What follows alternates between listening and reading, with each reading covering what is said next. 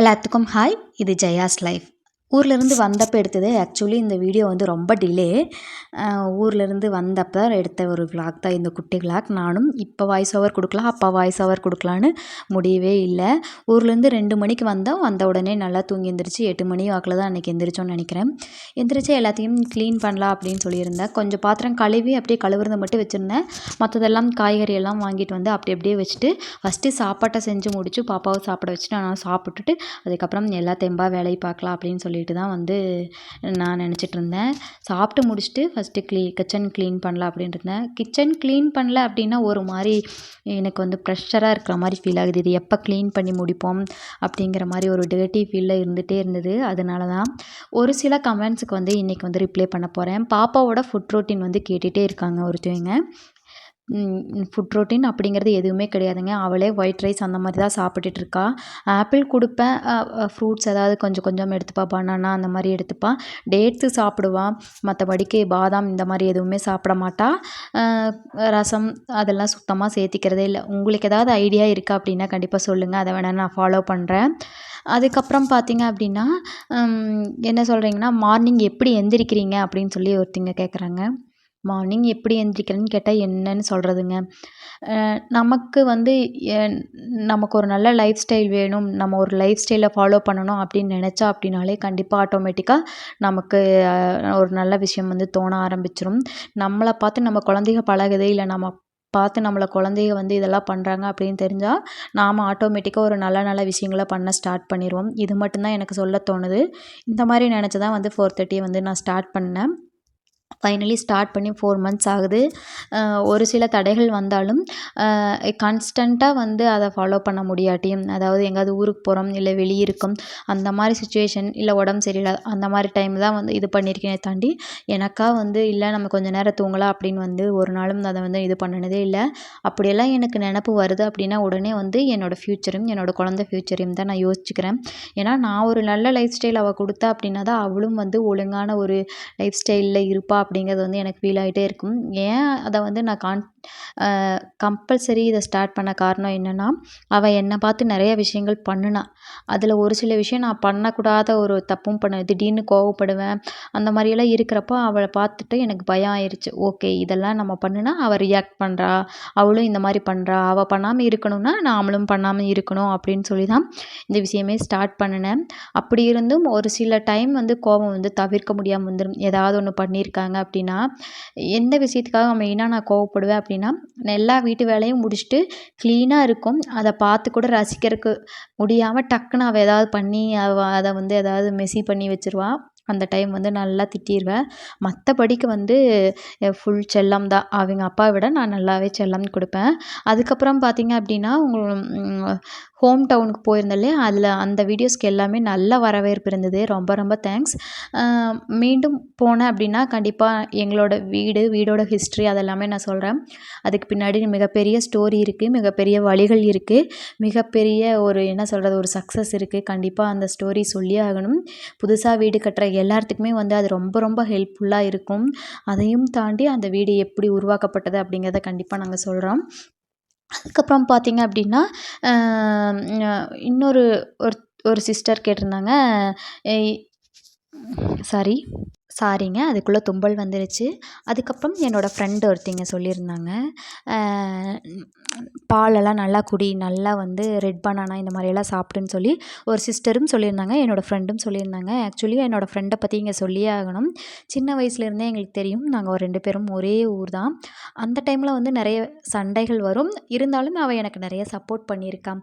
எப்படின்னு பார்த்தீங்கன்னா, எனக்கு ஒரு டைம் வந்து இந்த நோட் இல்லை, அப்போல்லாம் இந்த டூரில் நோட் சொல்லுவாங்கள்ல, அந்த நோட் முடிஞ்சிருது, வாங்கிட்டு வர சொன்னாங்க. அந்த டைம்லலாம் பார்த்தீங்க அப்படின்னா அப்பா அம்மா கிட்ட காசு கேட்குறது அப்படிங்கிறது ரொம்ப கஷ்டம். அது மட்டும் இல்லாமல் நோட் கேட்குறது அப்படிங்கிறதே கொஞ்சம் பயமாக தான் இருந்தது. அந்த டைம் கேட்டு பார்த்தேன். அவங்களுக்கு கஷ்டம் நமக்கு தெரியிறங்காட்டி நாங்கள் பெருசாக கேட்டுக்கவும் மாட்டோம். இருந்தாலும் கேட்டு ஒரு 1 வீக் 2 வீக்ஸ் கழித்து வாங்கி தரேன் அந்த மாதிரி சொன்னாங்க. ஆனால் என்னோடய ஃப்ரெண்டு வந்து அந்த நோட் வந்து அவள் வாங்கிட்டு வந்துட்டு அவளுக்கு கொஞ்சம் ஒரு பார்ட், அதில் 4 பார்ட் இருக்கும் இல்லையா, நம்ம கட்டுன்னு சொல்லுவேன், 4 கட்டு இருக்கும். அதில் அவள் ஒரு கட்டு எடுத்துகிட்டு எனக்கு அந்த 3 கட்டோட தந்தா. அதெல்லாம் எனக்கு இன்னும் கூட ஞாபகம் இருக்குது. அதை எப்போவுமே நான் நினச்சிப்பேன். அவளை பார்க்கும்போதெல்லாம் எனக்கு தோணும்.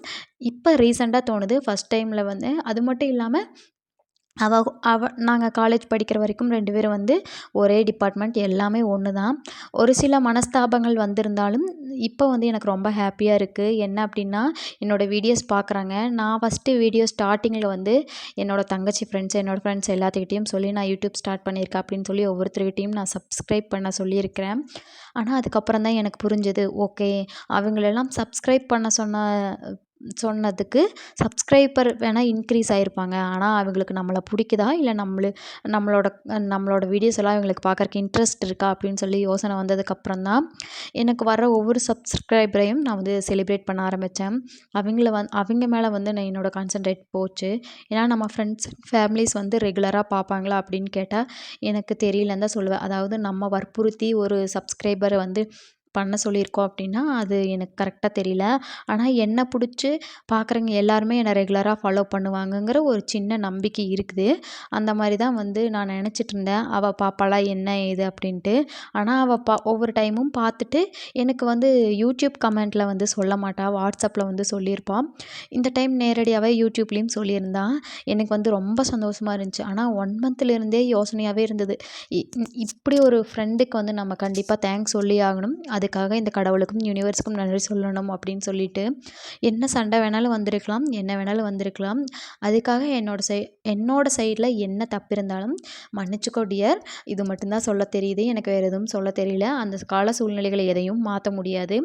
பட் இ அந்த அந்த எல்லா வழிகளையும் 2 பேத்துக்கும் வழிகள் இருந்தும், அதையும் தாண்டி வந்தாலும் கூட, இப்போ வந்து ஒரு நல்ல ஃப்ரெண்ட்ஷிப்ல இருக்கிறது வந்து எனக்கு ரொம்ப ரொம்ப சந்தோஷமா இருக்கு. நீ என்னோட வீடியோ பார்க்குற அப்படிங்கிற முழு திருப்தியோட தான் நான் இந்த வீடியோல சொல்றேன். கண்டிப்பா இத நீ பார்ப்ப அப்படின்னு நெனைக்கிறேன். இது வந்து என்னோட ஃப்ரெண்டுக்காக. ஃப்ரெண்டு பேரு இந்து. அதுக்கப்புறம் பார்த்தீங்க அப்படின்னா, ஊர்லேருந்து கொண்டு வந்த சில ஐட்டங்கள் எல்லாம் வந்து எடுத்து உள்ள வைக்கலாம் அப்படின்னு சொல்லி தான் எடுத்து வச்சிருந்தேன். ஊர்லேருந்து பெருசா எந்த ஐட்டமுமே கொண்டு வரல. துணிகள் எல்லாம் எடுத்துகிட்டு வந்திருந்தேன். அதுக்கப்புறம் டிரைவிங் லைசென்ஸ் வேணும். கொஞ்சம் மேக்கப் ப்ராடக்ட்ஸ் எல்லாம் எடுத்துகிட்டு வந்திருந்தேன். மேக்கப் ப்ராடக்ட்ஸ் அப்படின்னா, இந்த ஃபவுண்டேஷன் அதெல்லாம் எதுவும் கிடையாதுங்க. ஜுவல்லு கொஞ்சம் எடுத்துகிட்டு வந்திருந்தேன். டம்மி ஜுவல், அதாவது கவரிங் ஜுவல்லரீஸ் எடுத்துகிட்டு வந்திருந்தேன். விநாயகர் சதுர்த்தி செலிப்ரேஷன் இருக்கு இல்லையா? அதுக்காக போட்டுக்கலாம் அப்படிங்கிறக்காக எடுத்துகிட்டு வந்திருந்தேன். எல்லாத்தையும் வந்து காலையில சாப்பிட்டு முடிச்சதுக்கப்புறம் க்ளீன் பண்ண ஸ்டார்ட் பண்ணதுன்னா, ஓடிட்டே இருக்கிறேன். நல்லா குதிங்காலெல்லாம் சரியான வலி ஆயிருச்சு. இருந்தாலும் பரவாயில்ல, எல்லா வேலையும் முடிச்சுட்டு வீட்ட வந்து க்ளீனா பார்த்தா தான் நமக்கு திருப்தியா இருக்கும்னு சொல்லிட்டு, கொஞ்சம் கொஞ்சமா ரெஸ்ட் எடுத்து ஒரு 5 மினிட்ஸு, 10 மினிட்ஸு ஏதாவது யூடியூப்ல கமெண்ட்ஸ் வந்திருக்கா, அதுக்கு போய் ரிப்ளை பண்ணிட்டு கொஞ்ச நேரம் பார்த்துட்டு, அதுக்கப்புறம் மறுபடியும் வந்து வேலைக்கு ஸ்டார்ட் பண்ணிட்டேன். எனக்கு வந்து பிஃபோர் மேரேஜ்க்கு முன்னாடி பெருசா வேலைக்கு போவோம், காலேஜ் போவோம். வேலைக்கு போய் தான் பழக்கமே தாண்டி, இந்த மாரி வேலைகளெல்லாம் பெருசா செய்யவும் மாட்டோம். ஏன்னா, அதுக்கான டைமும் எங்களுக்கு கிடைக்காது. காலையில 8 மணி, 9 மணிக்கு காலையில கிளம்புனோம் அப்படின்னா, நைட்டு 6 மணிக்கு தான் வருவோம். 6, 7 மணிக்கு. அந்த வேலையும் கொஞ்சம் ஹார்ஷா இருந்ததுனால, காலையில எந்த வேலையும் செய்ய முடியாது. அம்மா தான் எல்லா வேலையுமே செஞ்சுருவாங்க. அதுக்கப்புறம் எனக்கு ஆஃப்டர் மேரேஜ்க்கு அப்புறம் இது எல்லாமே வந்து பயமா இருந்தது. எனக்கு தெரியாம இல்ல, பயமா இருந்தது. நம்ம செய்யற வேலை புடிக்குமா? நம்ம இன்லாஸ்க்கு புடிக்குமா? இல்ல இது பெர்ஃபெக்ட்டா இருக்குமா? நமக்கு ஒரு ஸ்டைல் இருக்கும். அவங்களுக்கு ஒரு ஸ்டைல் இருக்கும். இத நான் எப்படி பண்ண போறேன்? பெங்களூர் வர்றக்கு கூட நான் எவ்வளவோ நாள் அழுதுருக்கேன். நான் வரமாட்டேன். எனக்கு அங்க எதுவுமே தெரியாது.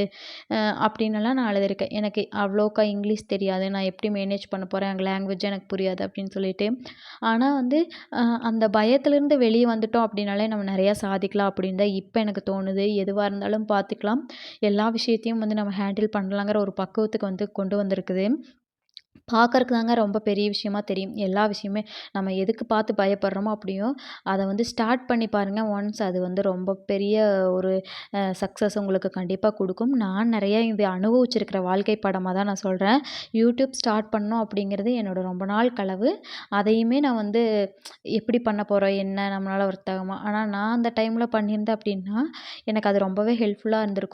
ஆனா இப்போ பண்ணியிருக்கிறது அப்படிங்கிறது வந்து எனக்கு புடிச்ச ஒரு வேலைய செய்யறேன் அப்படிங்கிறதே என்ன ஒரு திருப்திக்காக வந்து நான் பண்ணிட்டுருக்கேன். இந்த மாரி தான் ஒரு சில கனவுகள் இருக்குது.